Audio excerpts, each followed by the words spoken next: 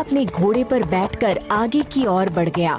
लगभग 10 दिन का मुश्किल सफर तय करने के बाद कन्हैया एक पहाड़ी पर पहुंचा, जहां पर साधु आंखें बंद किया हुआ बैठा हुआ था, जिसके चेहरे का तेज देखकर कन्हैया अपने आप से बोला, लगता है यही चंदनगढ़ राज्य के राजगुरु हैं। कन्हैया उसके पास पहुंचा ही था कि तभी वो साधु आंखें खोलते हुए कन्हैया की ओर देखकर बोले, कौन हो तुम? मेरा नाम कन्हैया है। क्या आप ही चंदनगढ़ के राजगुरु हैं? कन्हैया की बात सुनकर वो साधु बुरी तरह से चौंकते हुए बोले, हाँ, मैं ही चंदनगढ़ का राजगुरु हूँ। कन्हैया राजगुरु को बहुत सारी घटना बताते हुए बोला। आखिर ये सब क्या रहस्य है? कन्हैया की बात सुनकर राजगुरु ने अपनी आंखें बंद कर ली। कुछ देर बाद राजगुरु अपनी आंखें खोलकर कन्हैया की ओर देखकर गंभीर अवस्था में बोले, तुम्हें अभी इसी समय नीले वृक्ष की खोज में निकलना होगा। नीला वृक्ष? मैं कुछ समझा नहीं। तुम्हें इससे आगे का सफर जारी रखना होगा।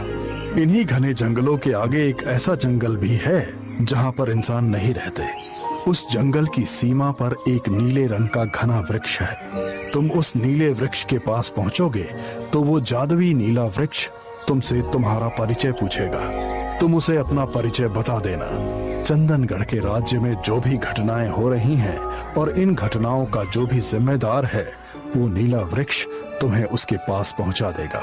यही उस नीले वृक्ष की खासियत है कि वो सही वस्तु को सही जगह पहुंचा देता है। इतना बोलकर राजगुरु ने जमीन से थोड़ी सी मिट्टी उठाकर कन्हैया के हाथ में पकड़ा दी। राजगुरु, आप मुझे ये मिट्टी क्यों दे रहे हैं? ये मिट्टी तुम्हारे काम आएगी कन्हैया, और ये मिट्टी तुम्हें समय आने पर स्वयं बताएगी कि तुम्हें इसका उपयोग कहाँ करना है। इस मिट्टी को अपने पास बहुत ही संभाल कर रखना।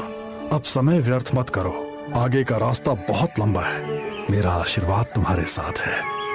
राजगुरु की बात सुनकर कन्हैया फिर से घोड़े पर बैठकर अपना घोड़ा दौड़ाने लगा। कई दिन घोड़ा दौड़ाने के बाद कन्हैया को दूर से एक घना नीला वृक्ष नजर आया, जो अजीब से अंदाज में चमक रहा था। कन्हैया उस घने वृक्ष को देखकर अपने आप से बोला, मुझे लगता है ये वही नीला वृक्ष है जिसके बारे में मुझे राजगुरु ने बताया था। इतना बोलकर कन्हैया घोड़े से उतर गया और सीधा वृक्ष के पास पहुंच गया।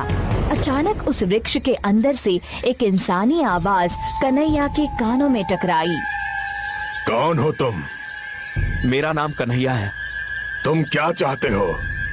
कन्हैया अपने गांव, अपने राज्य में हो रही विचित्र घटनाओं के बारे में उस पेड़ से वार्तालाप करने लगा। कन्हैया की बात सुनकर वो जादुई नीला वृक्ष बोला, तुम्हारे राज्य में जो हो रहा है वो किसी का षड्यंत्र है, और जिसने उस षड्यंत्र को रचा है मैं तुम्हें उसके पास पहुंचा सकता हूँ। आखिर वो कौन है जिसने इस तरह का षड्यंत्र रचा है? तुम ऐसा क्यों पूछ रहे हो?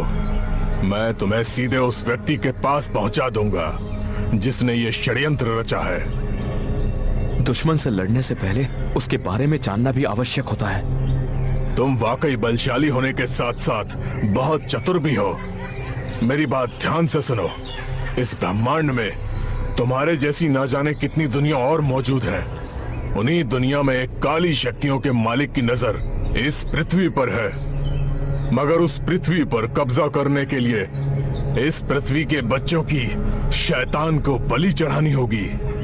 उसने इसी मकसद के लिए अपनी काली शक्तियों के उपयोग से चंदनगढ़ के सभी बच्चों को अगवा कर लिया है, और आज उसकी दुनिया में अमावस की रात है।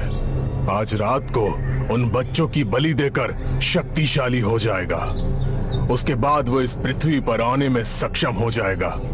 अगर ऐसा हो गया तो फिर उसका मुकाबला कोई नहीं कर पाएगा। मैं ऐसा होने नहीं दूंगा। एक बात का विशेष तौर पर ध्यान रखना, वो अपनी दुनिया का शक्तिशाली तांत्रिक है। उसका मुकाबला करना तुम्हारे लिए बहुत कठिन होगा। लेकिन मैं फिर भी उससे मुकाबला करने के लिए तैयार हूँ। कन्हैया ने इतना कहा ही था कि तभी अचानक उस नीले वृक्ष पर एक गोलाकार का द्वार बन गया। कन्हैया तुरंत उस द्वार के अंदर चला गया। जैसे ही वो उस द्वार के अंदर गया,